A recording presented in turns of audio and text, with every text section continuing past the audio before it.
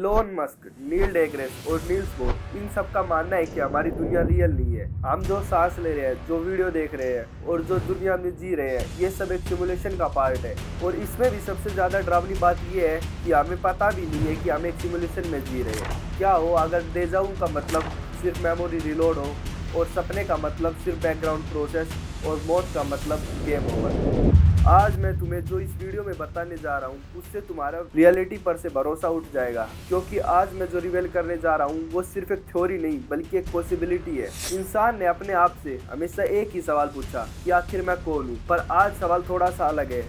सवाल ये है, मैं कौन हूँ और क्या मैं सच में रियल भी हूँ। 100 साल पीछे चले तो ये एक फिलोसफिकल सोच लगती थी, परंतु आज ये साइंस की एक रियल डिबेट बन चुकी है, जिसका कारण है इलोन मस्क, नील बोर जैसे महान साइंटिस्ट, जिन्होंने कहा कि हमारी दुनिया रियल नहीं बल्कि एक सिमुलेशन हो सकती है। और अगर ये सब कुछ सच हुआ तो हम सिर्फ एक वीडियो गेम के कैरेक्टर जैसे हो सकते हैं। आगे मैं तुम्हें बताऊंगा हमारी दुनिया का सिमुलेशन होने का रियल प्रूफ क्या है।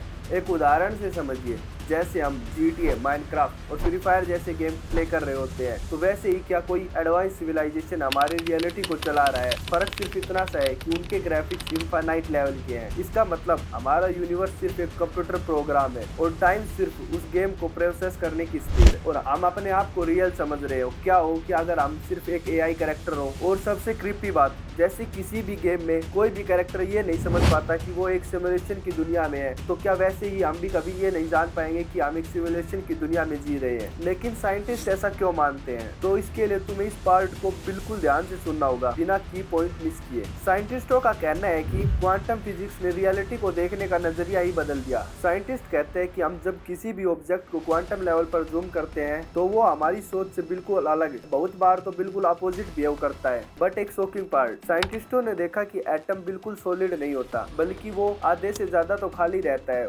जैसे वहाँ पर कुछ और ही नियम चल रहा हो। जैसे ही उनके सब एटॉमिक पार्टिकल्स को हम ऑब्जर्व करते हैं, वो अपना नियम ही बदल लेते हैं। हम ये भी कह सकते हैं कि उनके बिहेवियर में एक अनोमली दिखाई देती है। चलो इसे एक एग्जांपल से समझते हैं। आपने स्कूल में डबल स्लिट एक्सपेरिमेंट को तो पढ़ा होगा, मैं इसे थोड़ा एक्सप्लेन कर देता हूँ। सोचो तुम एक वॉल के पास खड़े हो और वॉल में दो छोटे छोटे होल्स है।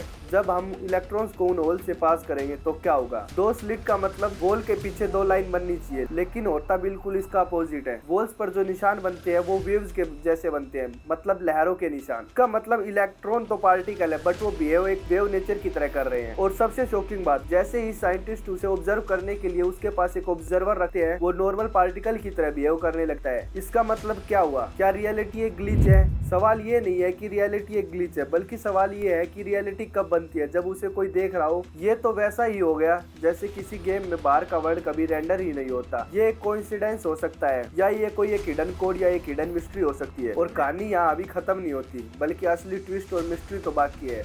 अगर वीडियो में तुम यहाँ तक आ गए हो तो वीडियो को सब्सक्राइब और कमेंट करना ना भूले, ताकि वीडियो को एक्स्ट्रा पुश मिले। Back to the topic, time क्या है? फिक्स्ड या वेरिएबल? सर आइजैक न्यूटन का मानना था कि टाइम फिक्स्ड है, जैसे एक क्लॉक जो यूनिवर्स के हर कोने में चल रही है। तुम फास्ट हो या स्लो, उसे कोई फर्क नहीं पड़ता। न्यूटन का मानना था कि तुम कितनी भी स्पीड से चलो, तुम्हारे लिए और सभी के लिए टाइम सेम रहेगा। बट आइंस्टाइन का मानना इससे बिल्कुल अपोजिट था। आइंस्टाइन का मानना था कि अगर तुम किसी स्ट्रॉन्ग ग्रेविटी के इन्फ्लुएंस में हो, या फिर तुम लाइट ऑफ स्पीड से ट्रैवल कर रहे हो, तो तुम्हारे लिए टाइम स्लो हो जाएगा। सिंपल शब्दों में न्यूटन के लिए टाइम हर जगह सेम होगा, बट रियलिटी में आइंस्टाइन के मुताबिक टाइम स्पीड और जगह पर डिपेंड करता है। ये बिल्कुल वैसे ही है जैसे लो पावर का मतलब लो FPS और हाई पावर का मतलब स्मूथ ग्राफिक्स। शायद हमारा यूनिवर्स भी कभी कभी लो FPS पर चला जाता है, जिसकी वजह से हमें महसूस होता है कि टाइम कभी तो फास्ट मूव कर रहा है या कभी स्लो हो जा रहा है। और अब एकदम ध्यान से सुनना, तुम, मैं या कोई और, क्या हो हम सब एकदम से सो रहे हो और एकदम से रियलिटी पॉज मोड में चली जाए, और जब हम दोबारा उठे तब तक सिस्टम रिलोड हो चुका हो। क्या इसी कारण हमारे सपने इतने रैंडम और हाइपोथेटिकल होते हैं? और क्या इसी कारण हमें टाइम कभी फास्ट या स्लो मूव करता दिखाई देता है? और एक शॉकिंग बात, आपने डेजा वू के बारे में तो सुना होगा। डेजा वू वो फीलिंग जब हमें महसूस होता है कि ये काम तो हम पास्ट में कर चुके हैं, बट रियलिटी में वो काम हमने कभी किया ही नहीं होता, तो हमें महसूस होता है। अगर डेजा वू का मतलब ढूंढे तो इसका मतलब साइंस के अकॉर्डिंग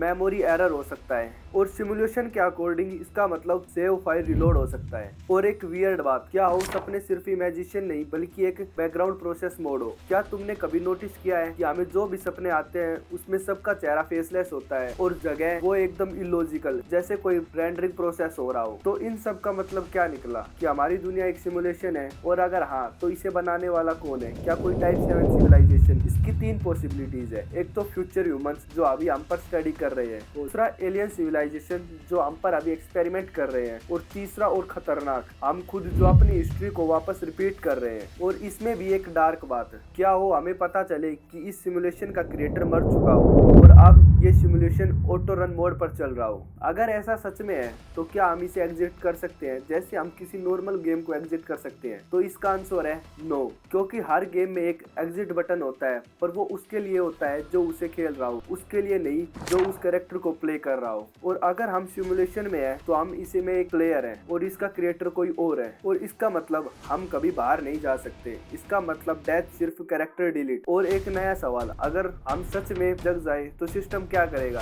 शट डाउन या फिर रिबूट? कमेंट करके बताओ। और एक आखिरी सवाल, सोचो अगर ये वीडियो भी सिर्फ तुम्हें डिस्ट्रैक्ट करने के लिए हो और सिस्टम को तुम्हारा ये डाउट पसंद ना आए तो वो क्या करेगा? और अगर तुम्हारा ये लास्ट कॉन्शियस मूवमेंट हो जब तक तुम्हें कोई रीसेट ना करते, तुम एक बार अपने आसपास देखो, तुम्हें हमेशा ये लगेगा कि तुम्हें कोई देख रहा है। ये प्रोसेस रात में ज्यादा होता है।